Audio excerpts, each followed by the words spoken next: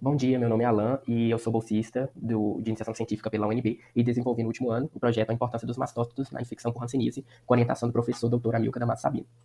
Primeiramente, eu queria fazer a apresentação da introdução do trabalho, né? Então, a hanseníase é uma doença que tem uma importância muito grande nos países em desenvolvimento, já que é uma doença infecto-contagiosa que afeta os nervos e a pele.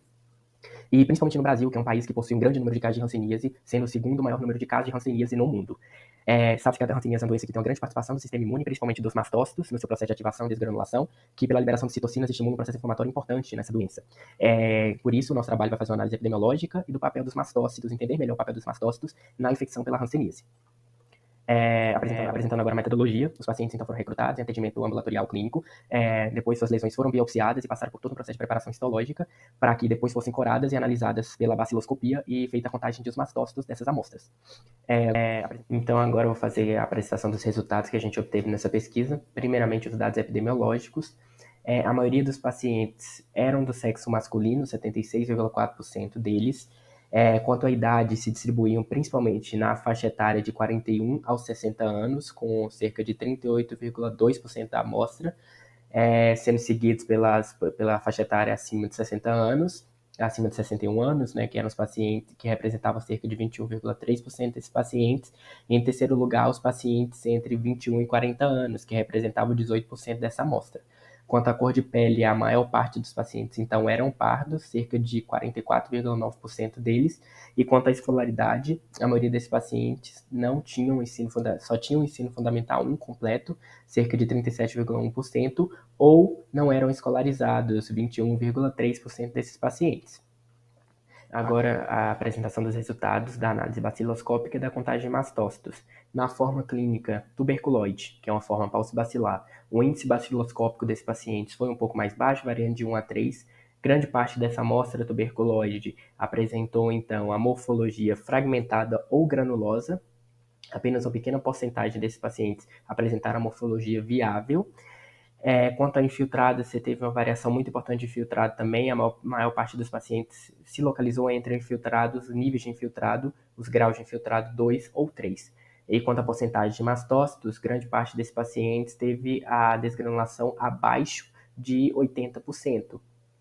E também houve uma variação, uma heterogeneidade nessa amostra maior do que apresentada nos pacientes multibacilares, com grande parte dos pacientes, na verdade, ficando abaixo de 70% de desgranulação e uma porcentagem de pacientes ficando acima de 90%. Então, esse grau de variação na desgranulação dos mastócitos foi grande nos pacientes tuberculoides.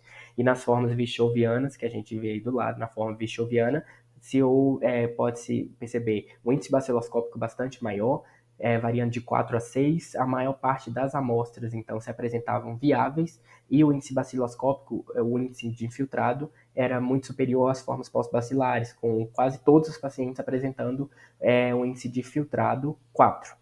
E quanto à porcentagem de desgranulação de mastócitos, houve uma homogeneidade maior nos resultados obtidos, com a maior parte dos pacientes ficando com desgranulação acima de 80%, apenas um paciente abaixo de 80%.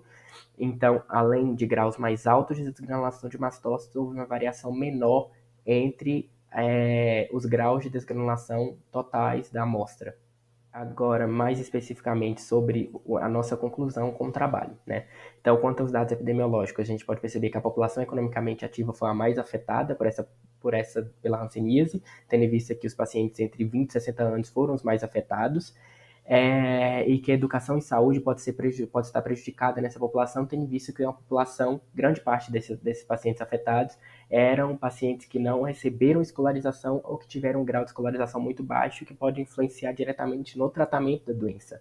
E quanto à importância dos mastócitos na hanseníase, a gente pode perceber que essa desgranulação foi muito maior nos grupos multibacilares, o que pode estar provavelmente relacionado com o processo inflamatório mais intenso na doença quando se pensa nas formas multibacilares, já que esse processo de desgranulação de mastócitos vai ocorrer de forma mais intensa e essa cascata de citocinas que os mastócitos liberam nos tecidos vão estimular que esse processo ocorra de forma mais disseminada nesses pacientes, gerando todas as alterações clínicas que os pacientes com as formas multibacilares apresentam. Então, é muito importante que mais estudos sejam produzidos para que se possa entender o papel desses mastócitos na apresentação clínica da hanseníase e como esse processo de desgranulação de mastócitos pode afetar cada uma dessas formas clínicas e esse processo de evolução da doença. Era isso que eu queria mostrar aqui hoje. Essas são as nossas referências. E é isso.